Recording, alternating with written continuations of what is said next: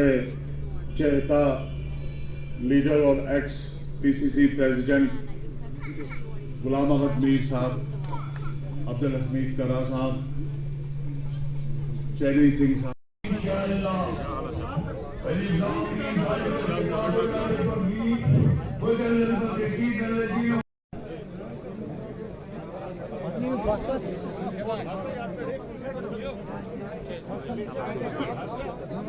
महाराजा के ऑनर में उन्होंने छुट्टियों का ऐलान किया। ये तो एक वेलकम स्टेप, क्योंकि जहाँ लोगों की जो जज्बात होते हैं, एस्पिरेशंस होते हैं, उसको एड्रेस करना यही तो सरकारों का काम होता है। उसके लिए हमने वेलकम किया जो छुट्टी किया, मगर जो महाराजा के बाकी सारे कंट्रीब्यूशंस इस रियासत में रही, उनसे आप बच क्यों रहे हो? उनको आप तोड़ फोड़ क्यों कर रहे हो? महाराजा का स्टेट वापस हो, ये मेरी डिमांड रही। महाराजा का दिया हुआ 1931 का पास किया हुआ स्टेट सब्जेक्ट लॉ, जिसको आज हम 35A कहते हैं, ये वापस हो, ये हमारी डिमांड है।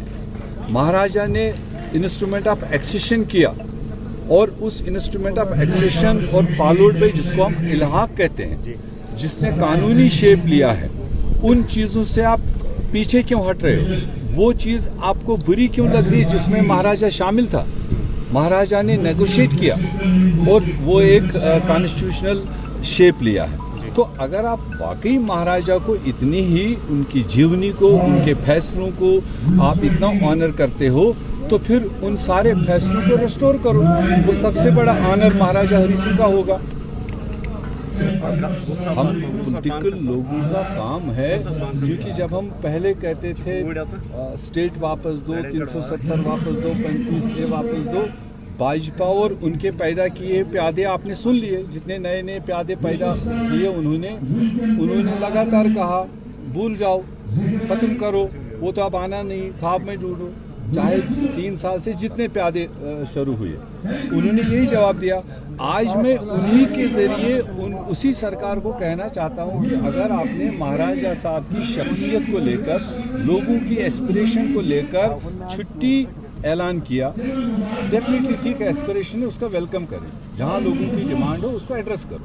मगर अगर एक पोर्शन की वो डिमांड थी छुट्टी करो, मगर पूरा जम्मू कश्मीर ये चाहता है कि हमें महाराजा का स्टेट, मैं खाली स्टेट नहीं कह रहा हूँ, महाराजा के ज़ेर तहवील जो स्टेट था, जिसमें गिलगित बलोचिस्तान तक था और सियाचिन तक था, लद्दाख इंक्लूड, हम कहते हैं वो स्टेट वापस लाओ।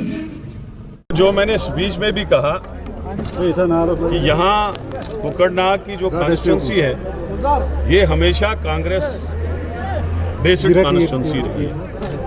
यहाँ के जो लीडर पीरजादा साहब थे, वो कांग्रेस पार्टी छोड़ के चले गए, और लेकिन उसके बाद ये पहला हमने यहाँ प्रोग्राम किया, आपने देखा तो यहाँ मौजूद थे, और ये खाली वर्कर थे, कोई अनाउंसमेंट नहीं थी, कोई कुछ नहीं थी, खाली टेलीफोन पे इन लोगों ने यहाँ बुलाया था।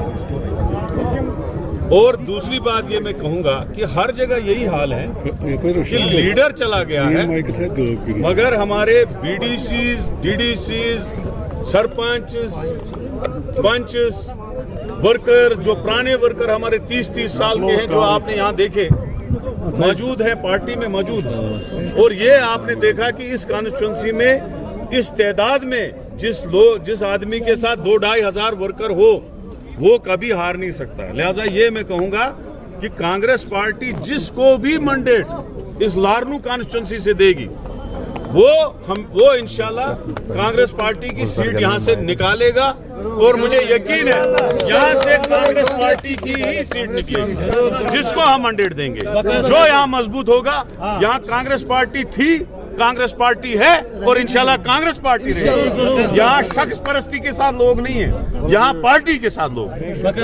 बीजेपी कोशिश कर रही है कि वो एक एक पार्टी खड़ा कर रही है। पहले उन्होंने 2 पार्टियां अपनी फेवरेट रखी थी, जिसमें अपनी पार्टी और दूसरी पार्टियां हैं, और अब उन्होंने एक और पार्टी बनाई। वो कोशिश कर रहे हैं कि सेकुलर वोट जो है वो डिस्ट्रीब्यूट हो जाए और उनको उसका फायदा मिले।